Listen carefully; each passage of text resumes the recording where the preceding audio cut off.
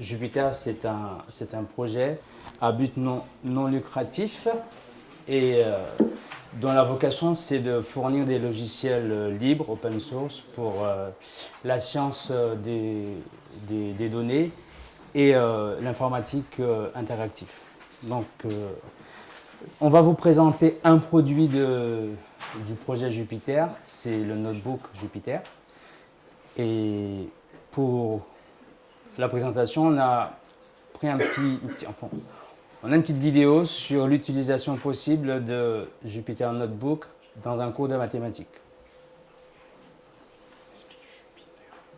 Oui, alors Jupiter, mon collègue me dit, il faut rappeler, ça s'écrit bien avec un Y.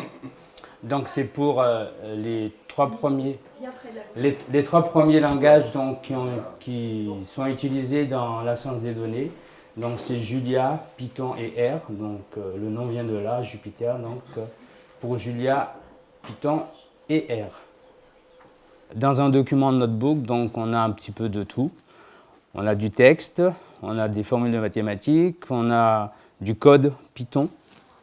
Alors, on peut écrire d'autres codes dans un notebook, mais nous, on utilise Python, donc du code informatique. Et puis, voilà, on peut mettre un petit peu tout ce qu'on veut. C'est un document, au départ, pour l'instant, on a l'impression que c'est un document qui est figé, mais c'est un document interactif. Et donc, voilà, pour ceux qui connaissent Python Tutor, voilà, un aperçu de certaines choses qu'on peut mettre dans un notebook Jupiter. Donc là, je fais une petite pause. Donc je vais vous expliquer l'envers du décor. Hein, comme l'a dit mon collègue, à l'intérieur de ce document, il y a beaucoup de choses. Hein, du texte, du code, mais tout ça, c'est interactif. Donc il faudra bien comprendre qu'à l'intérieur de ce document, vous avez beaucoup de choses qui sont incluses. Et donc, on n'a pas besoin d'aller à droite ou à gauche pour chercher d'autres choses. Donc l'envers du décor, c'est, vous avez dans un notebook des cellules. Donc là, vous avez une cellule où il y a du code. Et donc, lorsqu'on clique, ensuite, on peut exécuter donc, ce code. Donc, comme dans un programme classique Python, sauf que là, c'est à l'intérieur d'un notebook.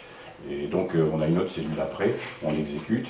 Donc, soit on clique sur le petit bouton Run en haut, ou soit on a un raccourci clavier, c'est CTRL-Entrée, qui permet d'exécuter le code. Comme si on était, je ne sais pas, sur du Python ou sur d'autres environnements. Donc au fur et à mesure, on clique et ça exécute donc les divers codes. Alors il faut faire attention, bien sûr, on verra après qu'il faut exécuter les cellules dans l'ordre. Parfois on oublie d'exécuter une cellule où on a une définition de fonction et on exécute le programme principal, ça ne marche pas. Donc il faut faire attention. Voilà, donc à partir de là, il y a du code, mais les cellules aussi... Ça marche. Ça remarche. Bon, je vais parler fort, tout le monde m'entend? Non, mais je sais pas. Problème de batterie. Celui-ci marche. D'accord, donc vous avez des cellules. Donc dans des cellules, il y a du code.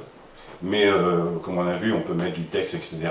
Et donc dans ces cellules, on peut écrire, comme on le voit ici, du code HTML, qui sera ensuite, quand on l'exécute, interprété. Donc on a deux types de cellules, grosso modo. Des cellules qui contiennent du code Python, qu'on exécute, et puis d'autres cellules, on peut écrire en divers langages. Donc il y a le langage HTML, donc on écrit, c'est classique, et ensuite on l'exécute.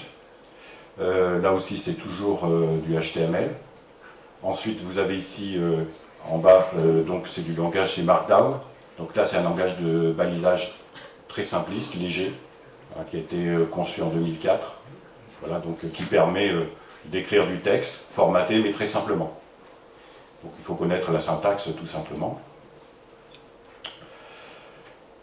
Donc voilà. On laisse tourner un petit peu. Donc voilà, vous avez le code. À l'intérieur, il y a du LaTeX aussi. Donc vous voyez, il y a beaucoup de langages, HTML, Markdown, LaTeX. Et ensuite, quand on exécute la cellule, tout ça est interprété et donne quelque chose de joli à l'intérieur du document.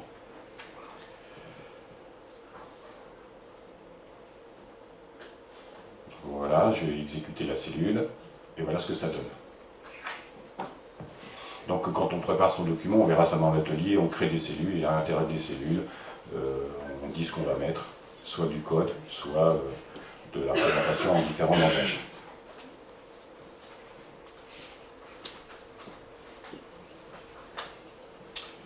Alors, j'ai laissé la parole à mon collègue. Alors, autre chose qu'on peut ajouter dans un notebook, on peut insérer des iframes. Un iframe, c'est faire dans une page HTML, c'est inclure encore une autre page HTML. Donc, pour refaire un petit peu de publicité pour WIMS, donc, le WIMS, pas pour WIMS seulement. Donc, ici, je mets un lien vers la plateforme WIMS pour vous montrer comment on code un lien. Donc là, on a toujours envie de bouger la souris. En fait, c'est un film, d'accord. Donc on ne peut pas bouger la souris. C'est bien de s'en apercevoir. Bon, ouais. Mais bon. Alors, ouais, on débute dans le stand-up. Donc ici, je vous montre avec le doigt, en fait, c'est pas mieux. Donc il y a. C'est plus intelligent de nous deux. Hein. Oui, une cellule de code donc, dans laquelle on code le lien pour un site internet. La cellule suivante, donc c'est une cellule de code Python, voilà, et fait référence à une fonction, donc l'occasion de vous montrer qu'on peut faire référence à des cellules qui sont écrites ailleurs dans le même notebook, hein, en appelant la fonction ici myIframe, qui est une fonction donc, qui va nous exécuter l'iframe, et on va donc avoir la possibilité d'intégrer la page de EulerWIMS dans le notebook. Voilà, donc on reste toujours dans le notebook, et on a donc la page EulerWIMS, donc avec un exercice sur les fonctions, sur les calculs des discriminants de fonctions polynômes du second degré. Là, je l'exécute, hein, et ça tourne dans le notebook. Puis après, on peut recommencer. Donc vraiment, c'est comme si on était sur le site EulerWIMS. Après, on réduit la fenêtre, et puis, je ne sais plus si c'est encore moi là. Si, vas-y, continue. Donc on repasse à une cellule un peu classique dans laquelle on a du Markdown, du code, et puis on montre à nouveau l'utilisation du code Python. Donc il y a une fonction de calcul de discriminants, et puis on va donc calculer les discriminants de ces fonctions-là en exécutant le code Python, qui fait aussi référence à une fonction qui a été écrite et une cellule exécutée auparavant. Donc voilà, on attend l'exécution. Voilà. Et donc on a en direct les résultats donc, des calculs des discriminants. On peut aussi mettre, je remonte l'exécution de la fonction, on peut aussi afficher donc des courbes, hein, créer des courbes dans le notebook. Bon là c'est petit passage sur des formules LaTeX qu'on peut aussi mettre dans le code Python. Donc la représentation graphique fait intervenir une librairie donc, Python qui s'appelle Matplotlib. Les cellules ont déjà été exécutées, et puis on va avoir l'affichage des courbes, et avec donc une possibilité aussi d'animer les courbes. Donc les courbes, voilà.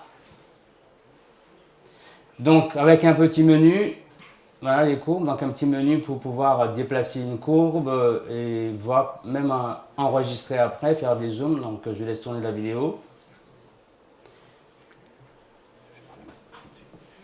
Donc là, on utilise la bibliothèque Matplotlib, mais ça va au-delà de la bibliothèque. Hein. C'est pas simplement quand on l'utilise dans un programme où on affiche des courbes. Là, on est à l'intérieur et on a un menu sur la gauche. Donc le notebook permet d'afficher classiquement, mais aussi c'est un widget qui permet d'avoir un menu à travers Matplotlib. Donc je te laisse décrire. Ben là, on a vu en passage, donc on peut... bouger la souris. On a donc vu comment on peut déplacer une courbe, agrandir, et puis je pense que là, c'est l'enregistrement après. On peut la figure créer, on peut l'exporter, l'enregistrer, évidemment. Alors j'allais vous dire pour coller dans un document, je ne dis pas le mot, mais bon, avec notre notebook, on n'a plus besoin de documents dont je ne dis pas le nom.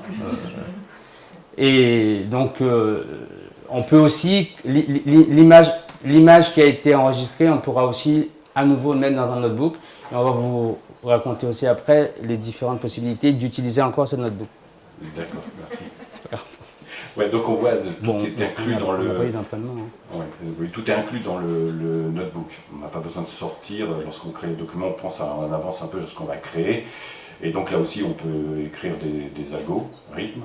Donc il y a plusieurs façons de faire les choses. Il faut bien penser, hein, le côté de miroir, on écrit avec un langage choisi, ensuite c'est interprété, et puis on peut donner ça après aux élèves. Et c'est le côté interactif, modification du code, mais tout est inclus. Donc on file le document, et ça c'est all include, quoi. Hein, comme tu dis. Ouais, c'était le mot. Ouais, c'est bon. Donc à partir de là, donc il y a des résolutions d'équations, vous voyez, il y a des programmes, des fois on ne donne pas les programmes, on demande aux élèves de compléter le programme, on peut mettre aussi des assertions pour tester ce qu'ils font, etc. Bon, ça on verra ça dans les ateliers, tout ce qu'on peut faire en plus, là on présente brièvement ce document.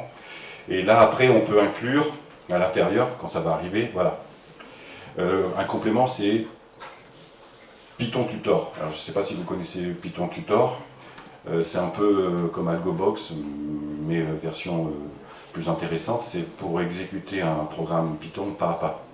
Et donc ça explique un petit peu comment ça fonctionne au niveau de l'ordinateur. Donc c'est très utile quand on veut expliquer plein de choses en informatique aux élèves pour la compréhension des variables, des fonctions, etc.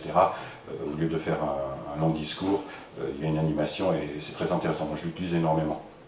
Donc on peut...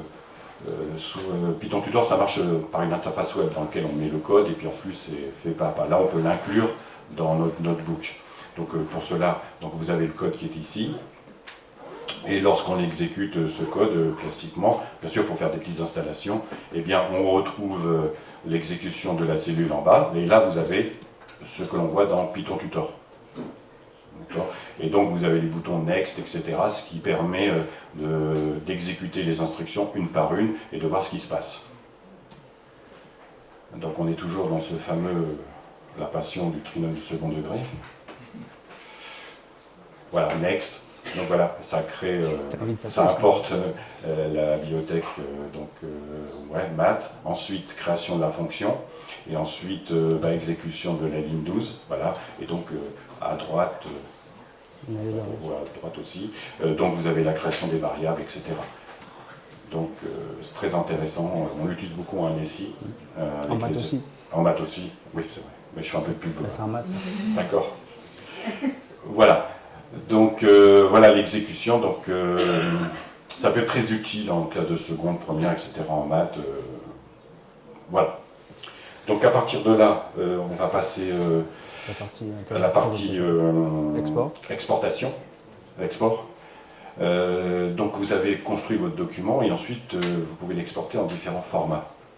Donc il y a un bouton export.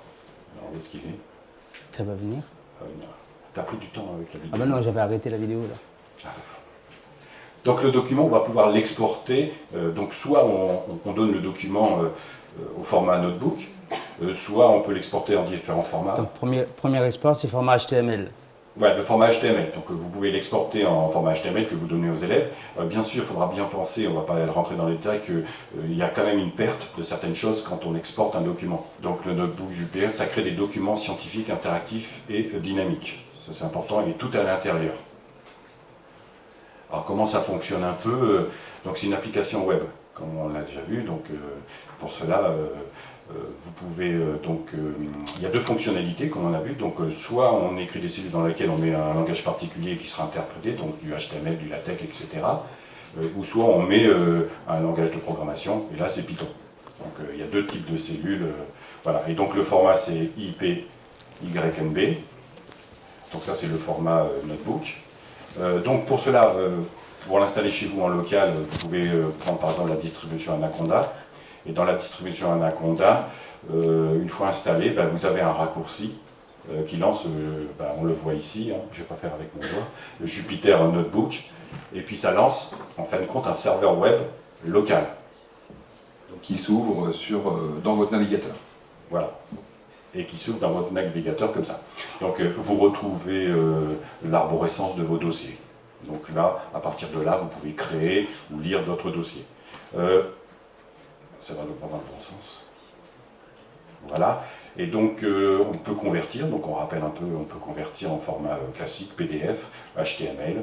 donc très facilement. Donc notre présentation, elle n'a pas été faite par Notebook, on l'a fait avec Jupyter Lab, qui est une version un peu plus costaud qu'on expliquera par la suite, mais globalement c'est un peu la même chose. Et on termine par les ressources et par mon camarade. Alors, sur Eduscore, on peut trouver maintenant des fichiers Notebook. Je crois que c'est en maths. J'ai pas vu des fichiers Notebook pour la NSI. Qu'est-ce que tu attends?